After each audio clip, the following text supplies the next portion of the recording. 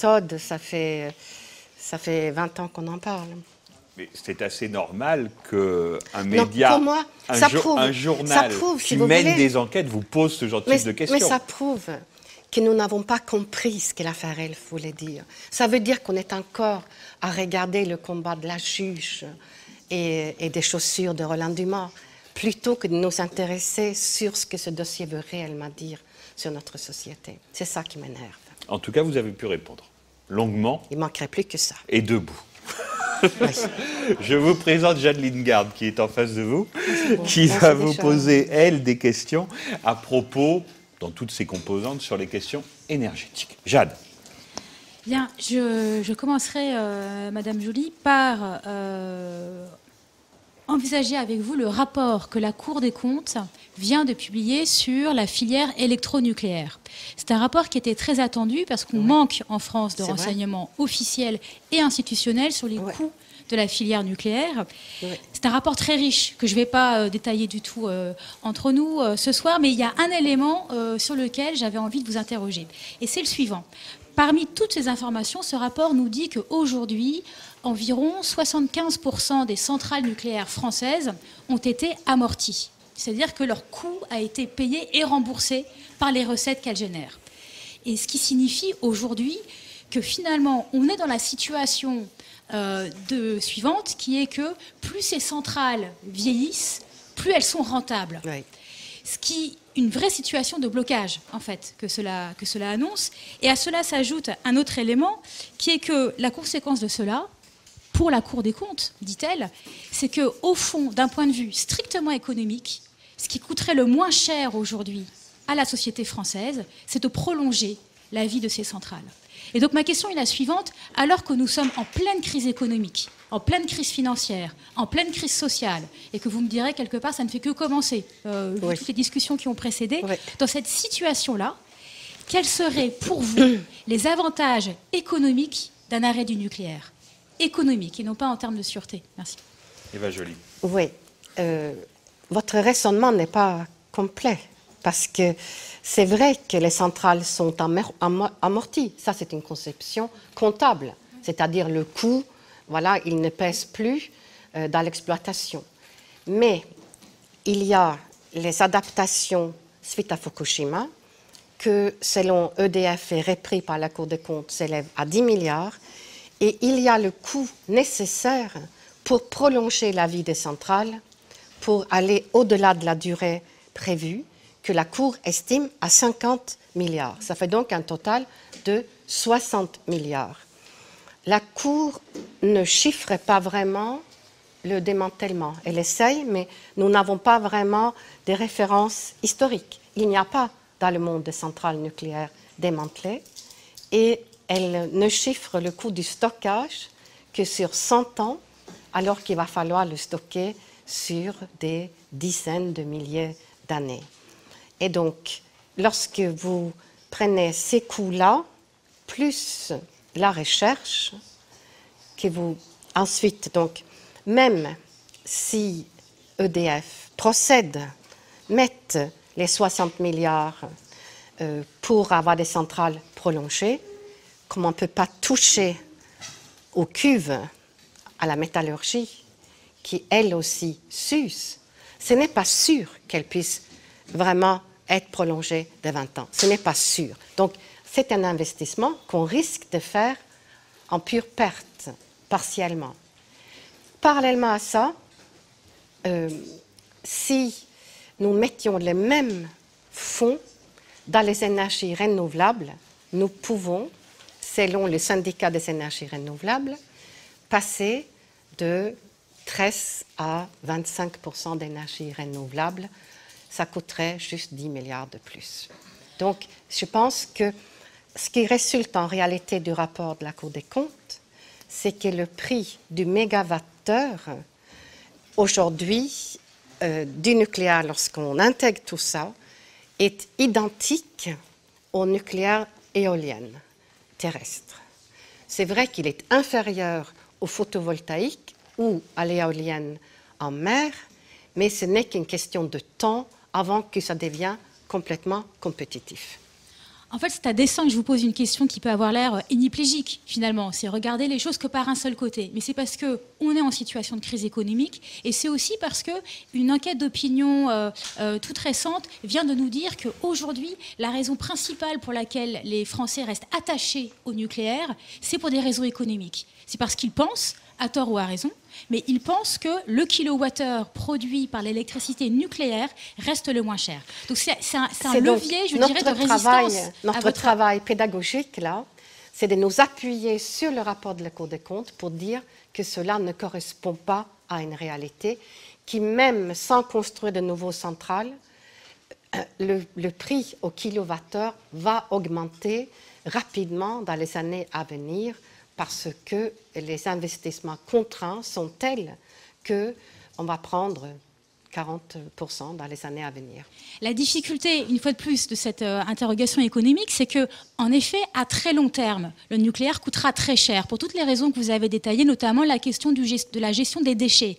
Sauf que la question que moi je vous pose, c'est aujourd'hui, qu'est-ce que ça produirait comme richesse aujourd'hui d'en sortir et qu'est-ce que ça produirait comme richesse économique pour les faibles revenus, les classes moyennes françaises. Maintenant, parce que si vous voulez, le coût dans 100 ans, bien sûr, mais pour eux, c'est forcément théorique.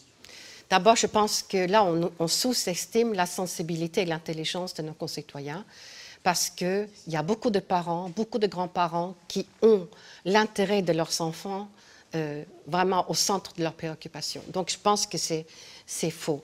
Qu'est-ce que cela apporterait aux Français aujourd'hui de prendre la décision de sortir du nucléaire, comme nos voisins, les Allemands, l'ont fait, ou les Belges l'ont fait?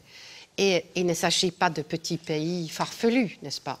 Donc, on peut penser que nous, on pourrait prendre la même décision. Parce que pour pouvoir sortir du nucléaire, ce que je préconise sur une période de 20 années qui est la période nécessaire pour nous adapter à une autre source d'énergie, c'est-à-dire à la montée en puissance des énergies renouvelables, cela va créer des filières d'emplois qui ne sont pas délocalisables, donc dans toutes les énergies renouvelables, dans l'éolienne, les photovoltaïques, dans les biogaz, biomasse et les géothermies. Et donc ça, on va créer d'expertise, on va revitaliser les territoires, parce que l'énergie nucléaire, elle va bien avec un État jacobin, elle est centralisatrice par nature.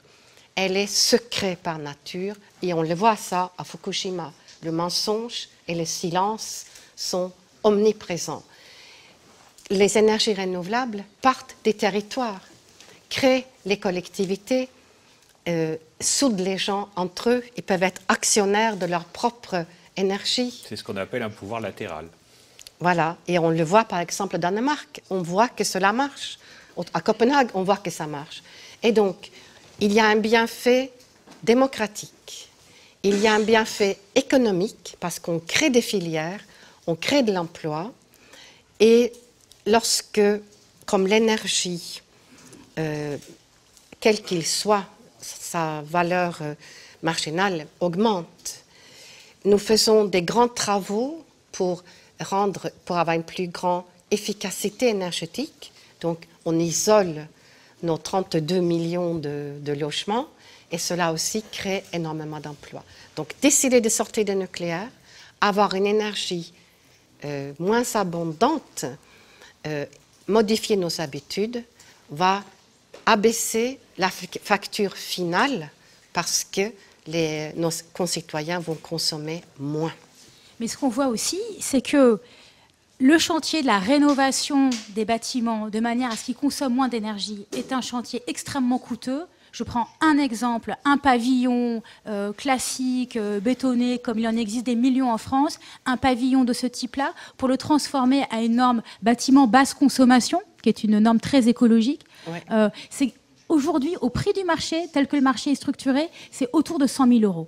entre 80 et 100 000 euros. C'est extrêmement coûteux. Et on sait aussi que ces énergies renouvelables devront nécessiter des investissements également extrêmement coûteux. Les champs éoliennes offshore, on a vu, mobilisent des multinationales. Et je dis ça une fois de plus parce qu'il semble bien qu'aujourd'hui, à ce stade de la discussion sur le nucléaire en France, les questions de principe que vous posez, de sûreté, de démocratie aussi, de relocalisation de la décision énergétique, etc., sont balayées. Ces questions sont balayées, on peut s'en plaindre, mais elles sont balayées par l'argument économique.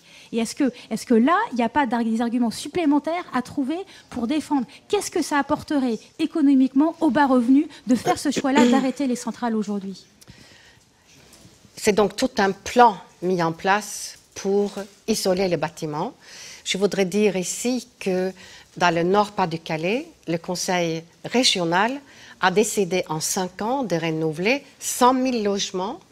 Donc c'est le Conseil régional qui finance. Il y a des différents systèmes de subventions et d'aides pour que cela se réalise. Donc ce n'est pas un rêve, on peut le faire.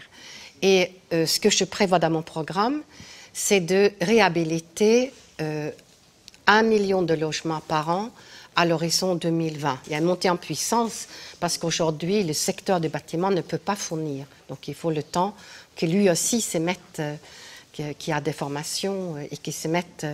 Et je crois que les gens vont comprendre, nos concitoyens vont comprendre tout seuls, lorsqu'ils vont habiter dans leur pavillon en béton non isolé, et que le fuel avec lequel ils se chauffent ou l'électricité, lui, il va flamber.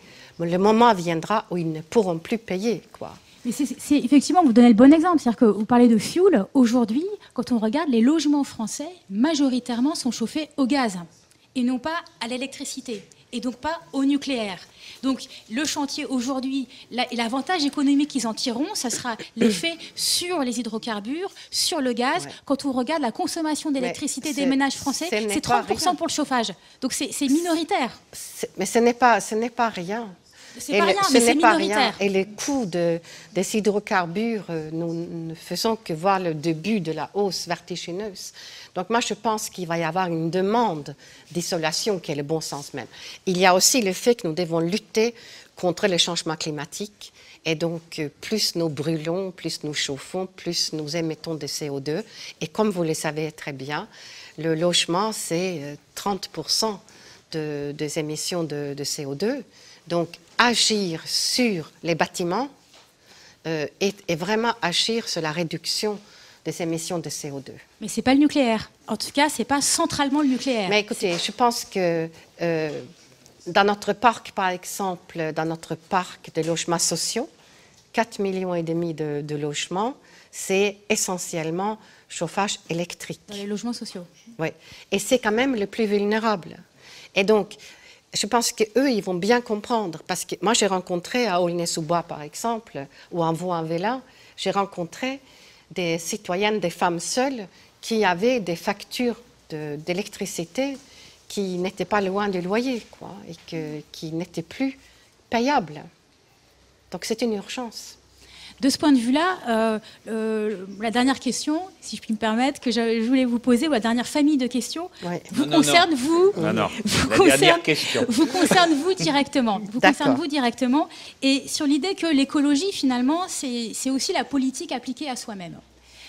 Et donc, la question est la suivante, c'est, chez vous, comment êtes-vous chauffé ?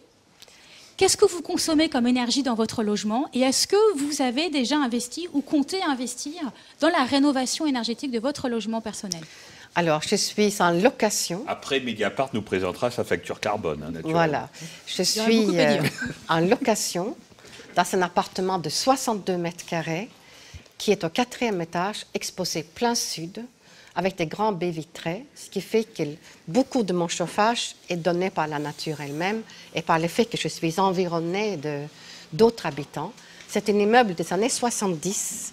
Il n'y a pas d'autre possibilité que le chauffage électrique, mais j'ai un radiateur. Et vous allez investir dans des appareils permettant d'économiser de l'énergie? Mais cet appartement, je vais le quitter. Donc, je ne vais pas effectuer des investissements là. J'y habite encore quelques mois.